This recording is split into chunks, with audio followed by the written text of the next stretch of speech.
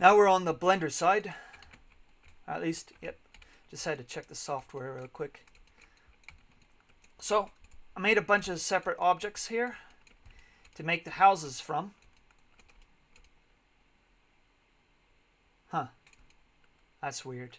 I'm gonna have to deal with that. There's a lot of stuff that I have to deal with.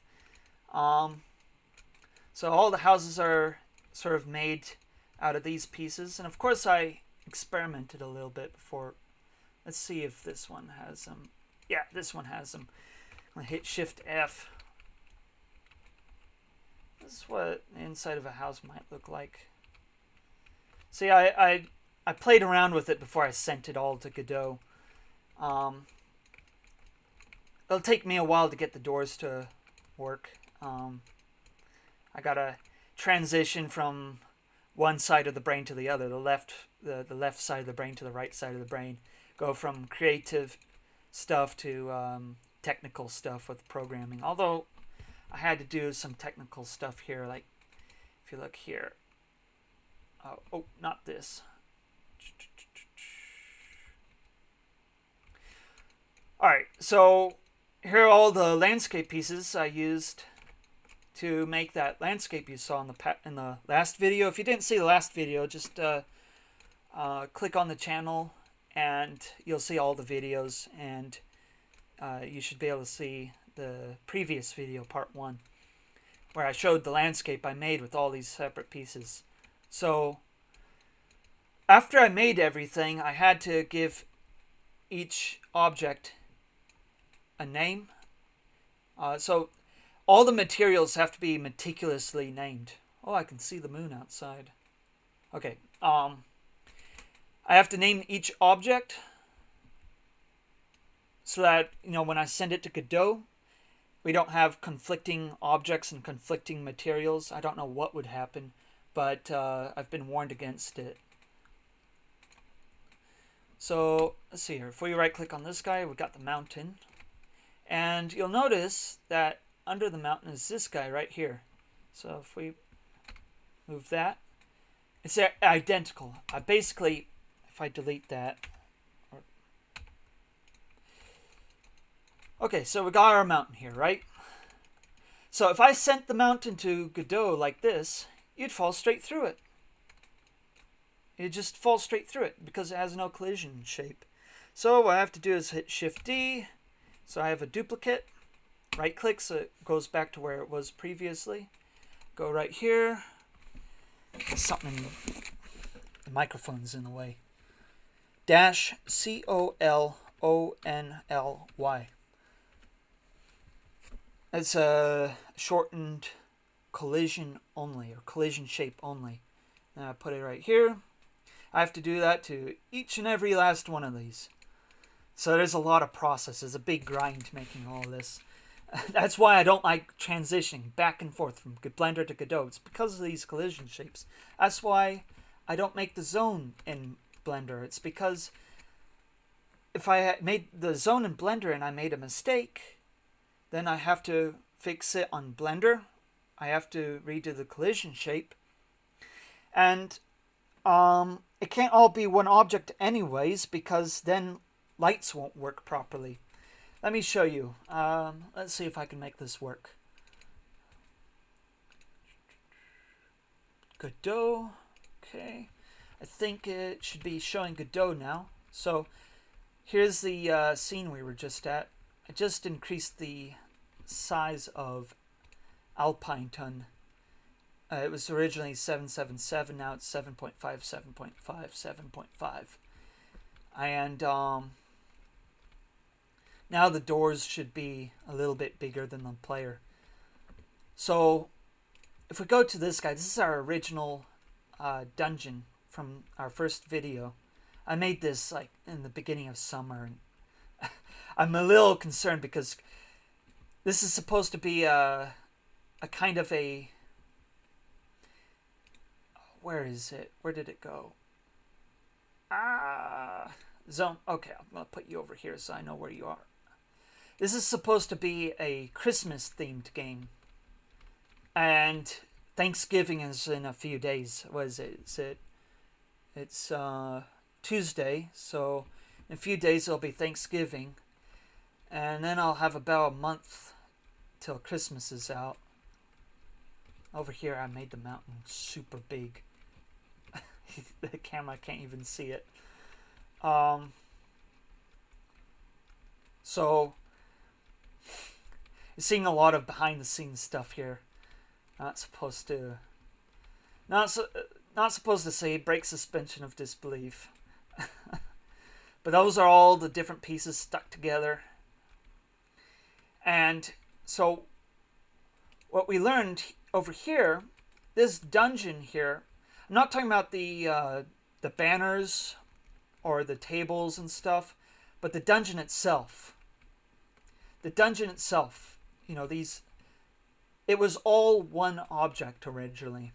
It was all one object, and I sent it over to Godot, and when we put the lights in, all of a sudden it went all wonky. It was like a rave, but worse. The lights would come out and off and on as you looked around. It was terrible. I was kind of thinking, this could give someone epilepsy. So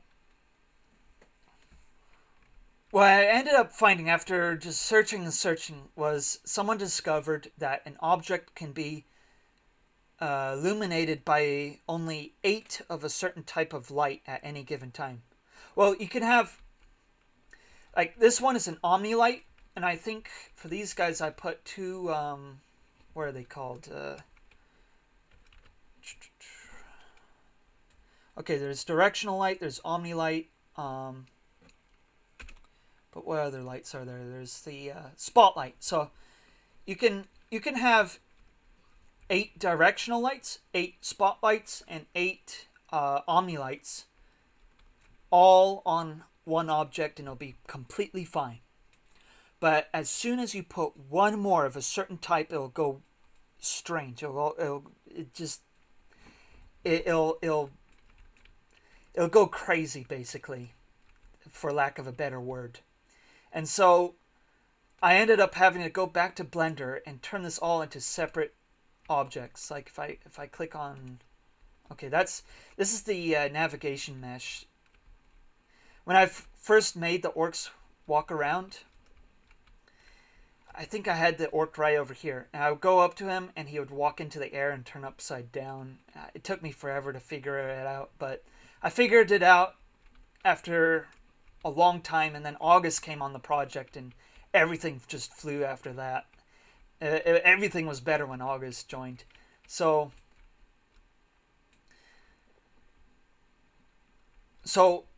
each of these objects is its own separate thing. Like this guy right here, that's its own separate thing. Originally, that was a part of the whole dungeon.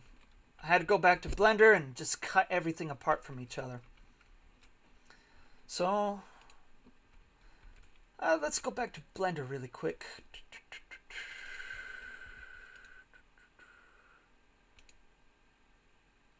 Alright, we should be in Blender now. Yeah, I said I was going to show something a few videos ago. Yeah, this is it. So this is where I made all the cave pieces, right in here. I think I made them, yeah, over here. So made all these different tunnel pieces, different caves. Still got more to make, but this will be enough for the first game. Different stalactites. And to make a stalagmite, all I have to do is do that, and then it's a stalagmite.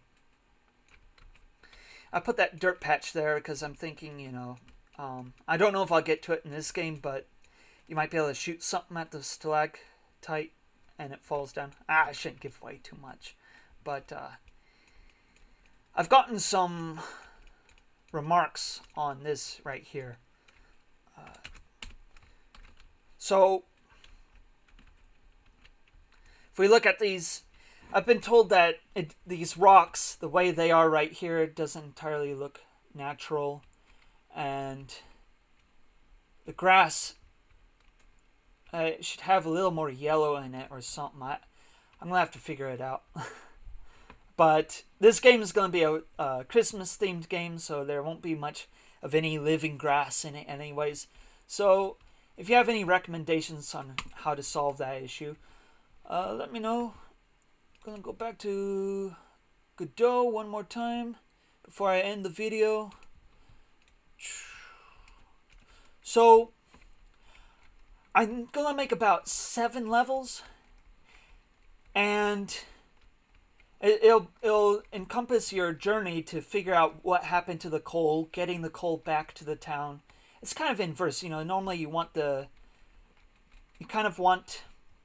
Here, I'm gonna go to Alpine Ton. See, these are different. If you know how Godot works, you understand what I'm showing you here. If you don't, I might not be explaining it well enough. Alpineton is its own scene. So here, Alpineton is all one object. Okay. For some reason, undo doesn't work right now. Don't save. So, let's see here. In the last video, I noticed there were some issues here. Let's make it 3.3.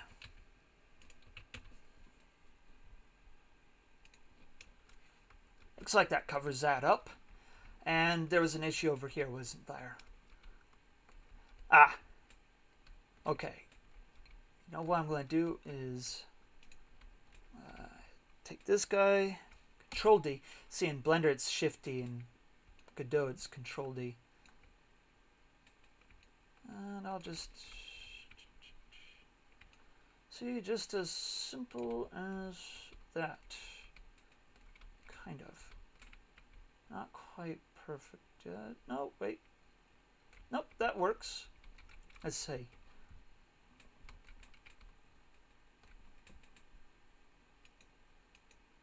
Yep, it works.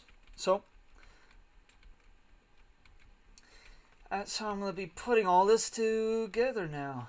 Oh, that's ugly. So I can just figure everything out over here, and it's not perfect, but it'll work. Speedrunners are probably going to jump onto that. And so I'm just going to do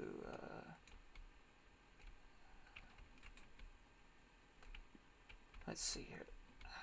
Yep. These are all places that only the game creator is supposed to see, not the players. Maybe if you're a hacker, you get to see this stuff. Got to figure out how I'm going to interface the ground. I actually have something hidden here. See how big these lists get? Kind of lisped that. Okay, here we are.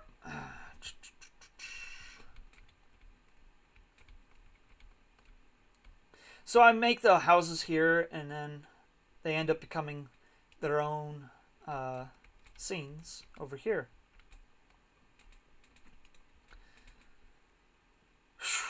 So if you have any ideas of what should be put into this game, comment down below, and it might end up appearing in the game itself. Your ideas might end up in the game. So just go ahead and post some comments down below. And you can participate in the creation of the Silent Night. Until then, I'm going to be working. Maybe I'll come out with a video before Thanksgiving. If not, happy Thanksgiving, everyone.